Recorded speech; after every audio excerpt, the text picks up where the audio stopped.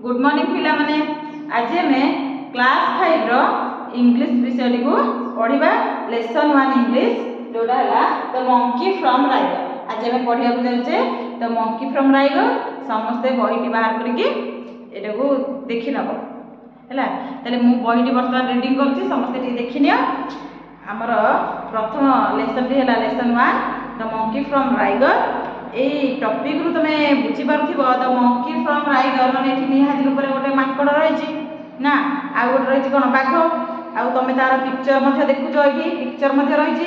प्रथम पिक्चर रे कोन अछि बाघ ऊपर गोटे माकड़टे बसिछि हैला। आ नेक्स्ट पिक्चर देखुछो बाघटी रहिछि हेले ता ऊपर माकड़टी नाही। ताले तमे टिके भाबो एटा कोन हेइथिबो। आ माकड़ जेतले बसिछि बाघ ऊपर ता केमते लागुथिबो टिके भाबो हैला। सेही विषय रे एमानक विषय रे जानिया पई आज हमें लेसन टी को पढिबा हैला। वर्तमान को रीडिंग करछि, तापर हमें बुझिबा।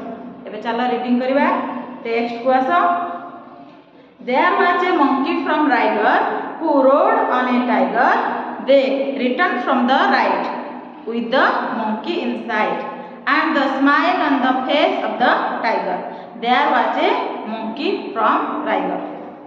तो पिला माने एइटा थिला हमर पोएम टी हैला।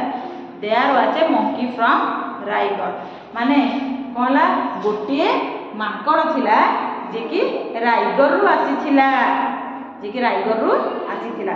एठी ताले बुझी पारथिबो रायगढ़ माने एठी कोन ना रायगढ़ होची गोटिए जागार नाम जोटु कि माकड़टी आसीथिला, बुझिला।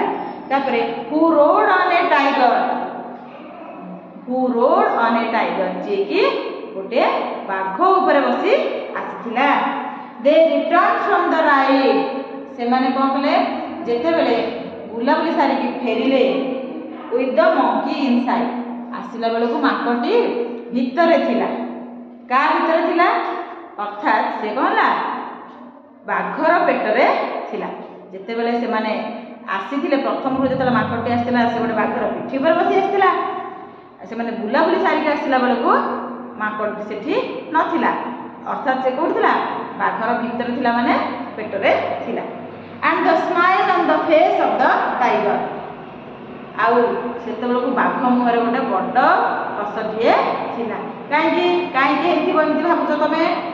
काईकि ना से कोन करछि जेतेबेले से आस्थिले प्रथम रु माकड़ को नेकी आस्थिला, माकड़ आ से बुलाबुली करिक आसिला बेलको देखिला बेलको माकड़टी ना, माकड़टी भीतर अछि, अर्थात बाघर पेट भीतर अछि।